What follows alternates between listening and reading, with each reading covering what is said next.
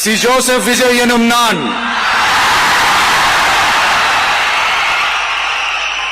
தமிழ்நாட்டு அரசின் முதலமைச்சர் என்ற முறையில் எனது கவனத்திற்குள்ளாவதும் தெரிய வருவதுமான எந்த பொருளையும் முதலமைச்சரின் கடமைகளை உரியவாறு நிறைவேற்ற தேவையான அளவுக்கன்றி ஒருவரிடமோ பலரிடமோ நேர்முகமாகவோ மறைமுகமாகவோ அறிவிக்கவோ வெளிப்படுத்தவோ மாட்டேன் என்று ஆண்டவன் மீது ஆணையிட்டு உறுதிமொழிகிறேன்.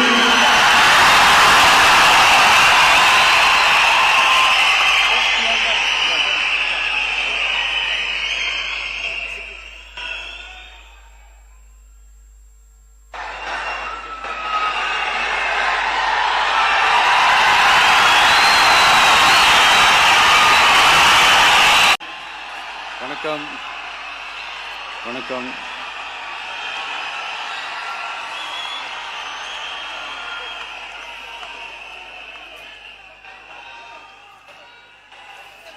என்ன சொல்றது, எப்படி ஆரம்பிக்கிறதுன்னு தெரியல.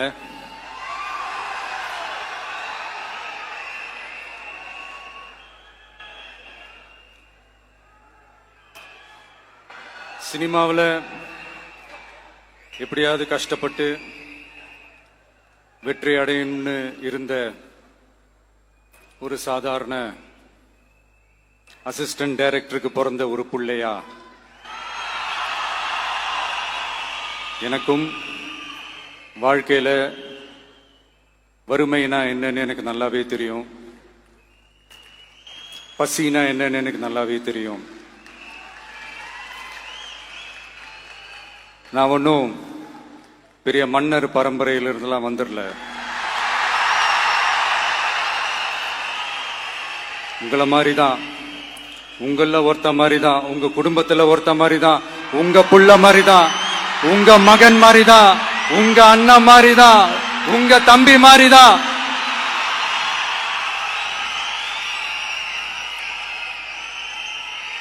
அப்படிதான் நான் உணர்றேன்.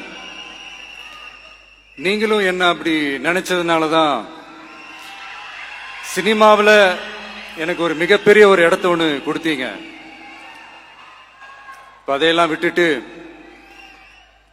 உங்களுக்காக நன்றி கடன் செலுத்துறதுக்காக அரசியலுக்கு வந்த உங்க விஜய, இந்த விஜய, நீ வா விஜய், நாங்களா இருக்கோம், பாத்துக்கிறோம். விஜய் தம்பி நீ வா, நாங்க இருக்கோம். விஜய் தம்பி நீ வா, நாங்க இருக்கோம். அண்ணா நீ வாடா, நாங்களா இருக்கோம். நண்பா நீ வா நண்பா, நாங்களா இருக்கோம் சொல்லி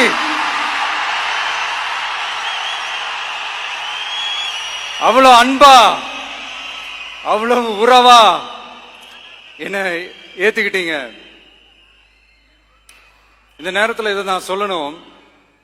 இந்த டிராவல்ல, இந்த ப்ராசஸ்ல எனக்கு எவ்வளவோ கஷ்டங்கள், எனக்கு எவ்வளவோ இந்த அவமானப்படுத்தினதெல்லாம் ஒரு பக்கம் இருந்தாலும் எனக்காக கூட நின்ன உங்களுக்கும் அதே மாதிரி கஷ்டங்கள், அதே மாதிரி அவமானங்கள், அதையெல்லாம் நீங்க பெருசா எடுத்துக்காம, அதையெல்லாம் நீங்க பொருட்டாவே எடுத்துக்காம, என்னோட வலிகளை, என்னோட வேதனைகளை உங்களோட தான் நினைச்சு என் கூடவே நின்னு இன்னைக்கு சி ஜோசப் விஜய் எனும் நான்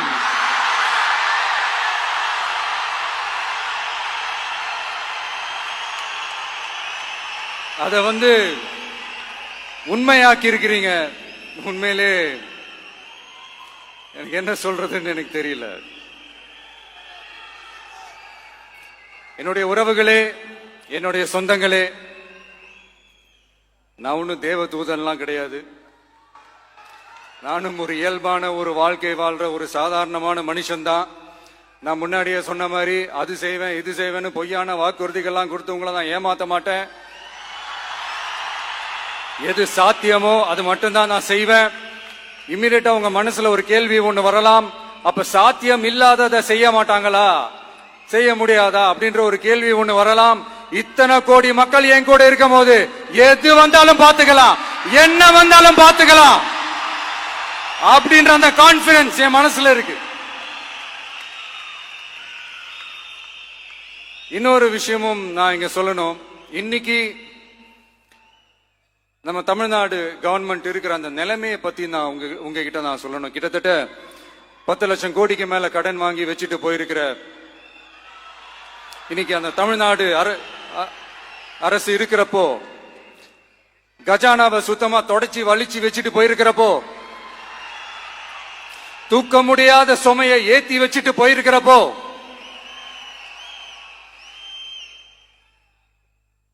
அப்படிப்பட்ட ஒரு நிலைமையில தான் இந்த பொறுப்பை நம்ம கையில் எடுத்திருக்கிறோம்.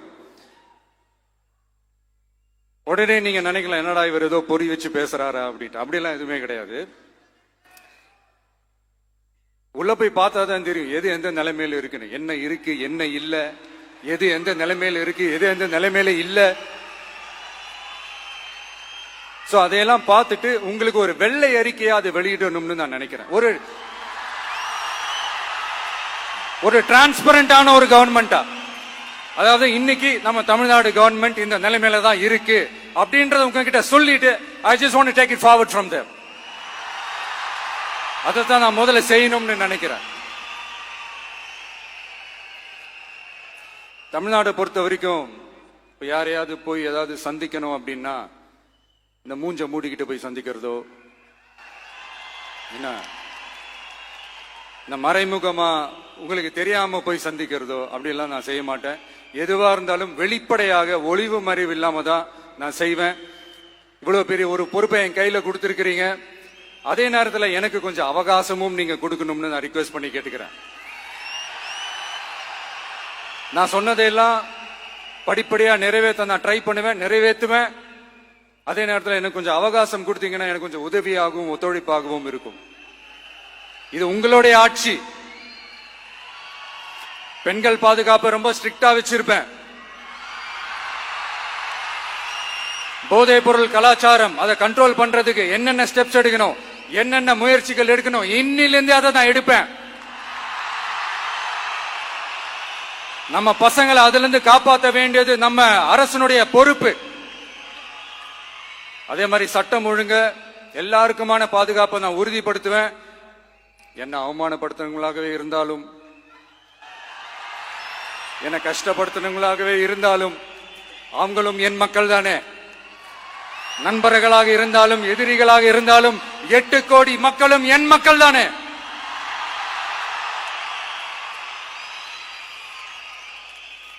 அது மாதிரி இந்த அடிப்படை விஷயங்கள், கல்வி, ரேஷன், மருத்துவம், குடிநீர், சாலை வசதி, பஸ் வசதி, இந்த மாதிரி விஷயங்கள்ல தான் என்னுடைய முதல் கவனம் செலுத்தணும்னு எனக்கு தோணுது.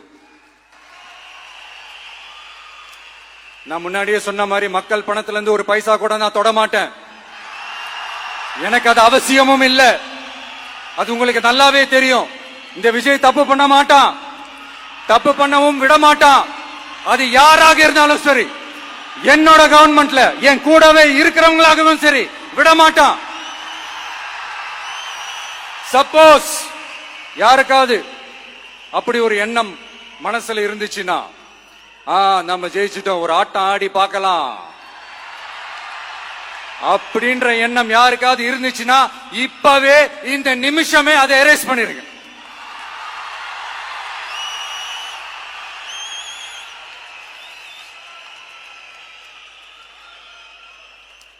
இங்க ஒரே சென்டர் தான், என் தலைமையில் உண்டான சென்டர். இந்த பக்கம் ஒரு சென்டர், இந்த பக்கம் ஒரு பவர் சென்டர், அங்க ஒரு பவர் சென்டர், அதெல்லாம் கிடையவே கிடையாது. இப்பவே சொல்லிடுறேன்.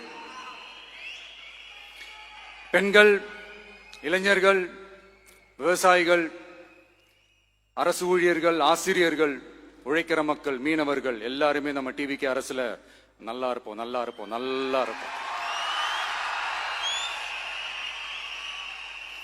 பிறப்புக்கும் எல்லா உயிர்க்கும் அப்படின்றத நம்ம சமரசம் இல்லாத அடிப்படை கோட்பாடு. சிறுபான்மை சகோதரர்களே, உங்களுக்காக நம்ம டிவிக்கு அரசு கூடவே நிற்கும். உங்களுக்கு அதுல எந்த விதமான சந்தேகமும் வேணாம். இந்து, முஸ்லிம், கிறிஸ்தவர்களுக்கான முகம்தான் இந்த விஜயனுடைய முகம். அதுல 100% நீங்க இந்த விஜயை நம்பலாம். இப்படி ஒரு சூழலை ஏற்படுத்தி கொடுத்த தமிழ்நாட்டு மக்கள், ஒட்டுமொத்த மக்கள், உங்கள் அனைவருக்கும் இந்த நேரத்தில் என்னுடைய நன்றியை தெரிவிச்சு இன்னொருத்தவங்களுக்கு முக்கியமா நான் நன்றி சொல்லணும். அது இந்த விஜய் மாமாவோட குட்டி நண்பா நண்பி.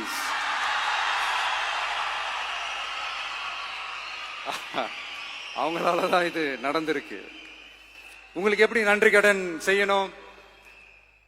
உங்களுக்காக உங்க ஃபியூச்சரை மைண்ட்ல வச்சுக்கிட்டு எல்லா நல்ல விஷயங்களையும் உங்களுக்காக இந்த விஜய் மாமா செஞ்சு கொடுப்பான். கான்பிடண்டா இருங்க. அதே மாதிரி இன்னொருத்தவங்களுக்கும் நான் முக்கியமா நன்றி சொல்லணும். உங்களை எப்படி நான் மறப்பேன்? நீங்க தான் என்னோட உயிராச்சு. தமிழக வெற்றி கழக தோழர்களே,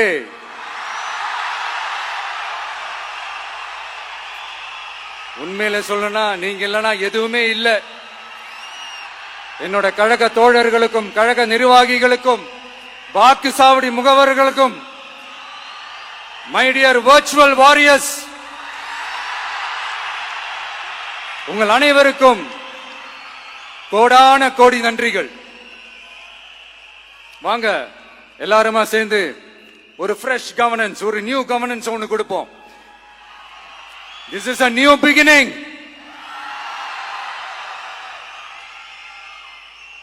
A new era of a real, secular, social justice starts now.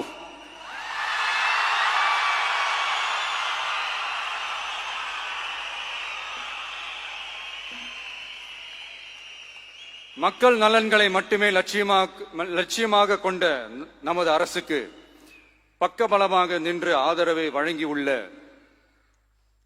Congress பேரியக்கத்தின் தலைவர் மதிப்புக்குரிய திரு மல்லிகார்ஜுன் கார்கே அவர்களே,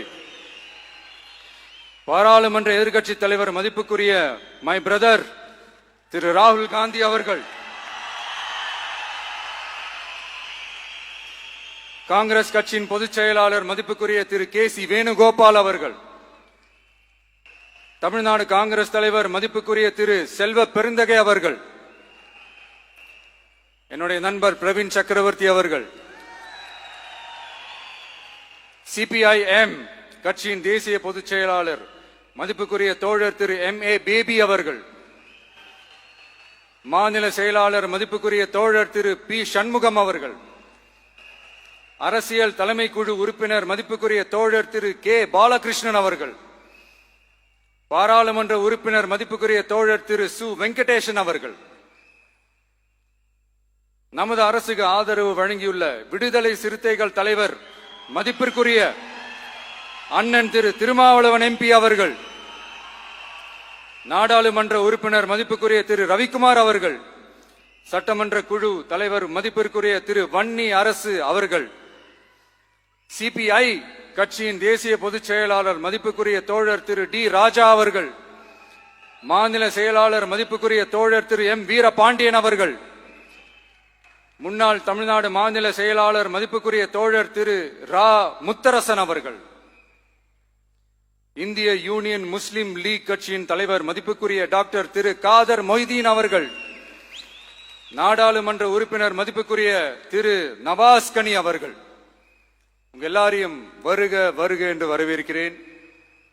முக்கியமா இந்த மாதிரி நேரத்துல எனக்காக நீங்க குரல் கொடுத்ததுக்கும், எனக்காக நீங்க சப்போர்ட் பண்ணி கூடவே நின்னதுக்கும் உங்க எல்லாருக்கும் இந்த நேரத்துல என்னுடைய நன்றியை தெரிவிச்சுக்கிறேன். கான்பிடண்டா இருங்க, நல்லதே நடக்கும், வெற்றி நிச்சயம். மீண்டும் சந்திக்கும் வரை, இல்ல மீண்டும் மீண்டும் சந்திப்போம். நன்றி, வணக்கம்.